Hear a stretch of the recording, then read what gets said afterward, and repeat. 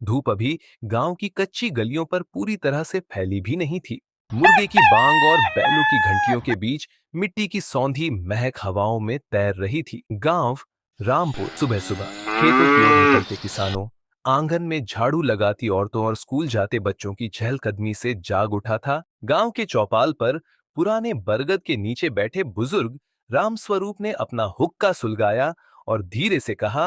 अरे आज चिट्ठी आने का दिन है। देखते हैं किसकी आती है।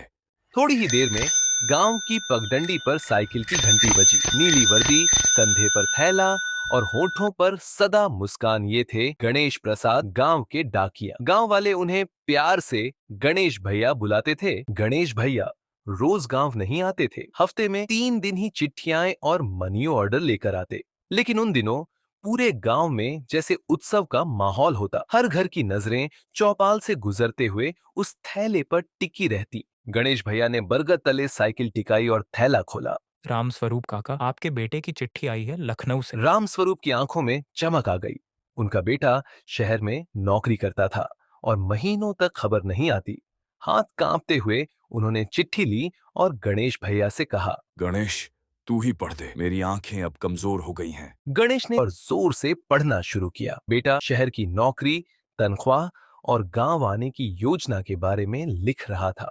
आखिर में उसने लिखा था, अगले महीने मैं छुट्टी लेकर आऊंगा। आप सबका बहुत मन करता है। रामस्वरूप की आंखें नम हो गईं। अब गणेश ने अगली चिट्ठी निकाली। कमला बहन, तुम्हारे पति की चिट्ठी आई है। कमला के पति फौज में थे और महीनों से सीमा पर तैनात थे। गणेश ने जब चिट्ठी पढ़ी तो उसमें लिखा था कि सीमा पर सब ठीक है और जल्द ही छुट्टी मिल सकती है। कमला की आंखों में सुकून उतर आया। उसने हाथ जोड़कर भगवान को धन्यवाद दिया। गणेश के थैले में कुछ मनी और नर्डर भी थे। एक परिवार की बेटी की पढ़ाई के लिए शहर से पैसा आया था, तो दूसरे की फसल के घाटे की भरपाई के लिए।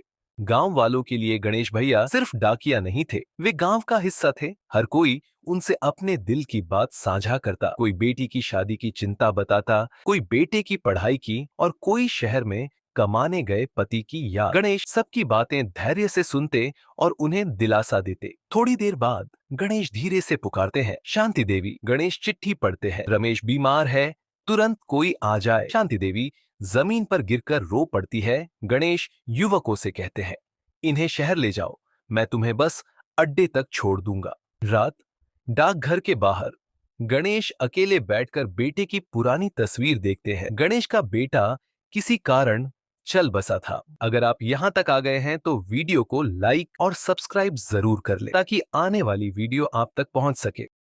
कुछ सालों बाद धीरे धीरे समय बदलने लगा।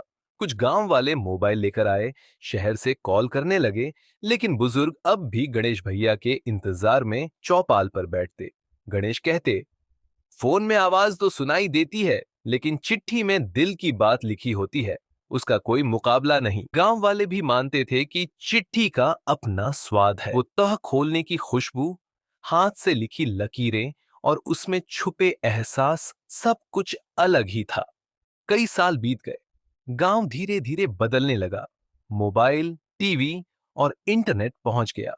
लेकिन जब भी गणेश भैया साइकिल से गांव आते, बच्चे दौड़कर उनके पास आते। गणेश बूढ़े हो चुके थे, उनकी चाल धीमी हो गई थी, पर मुस्कान वही थी।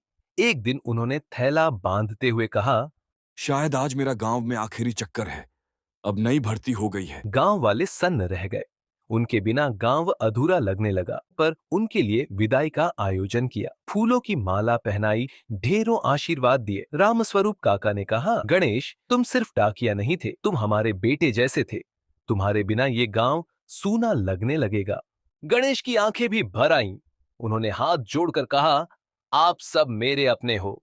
चिट्ठी चाहे खत्म हो जाए, लेकिन मेरा रिश्ता इस गांव से कभी खत्म नहीं होगा।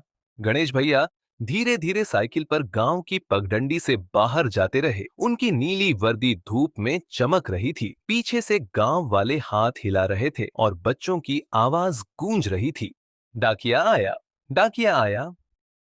गांव में अब नए जमाने की सुविधाएं आ गई, लेकिन गांव वाले आज भी कहते हैं, चिट्ठियां तो अब नहीं आती, पर गणेश भैया की यादें हर किसी के दिल में हमेशा जिंदा है। ये कहानी ग्रामीण जीवन, रिश्तों और डाकिये की अहमियत को दर्शाती है। इसमें भावनात्मक उतार चढ़ाव भी हैं और गांव की सादगी भी।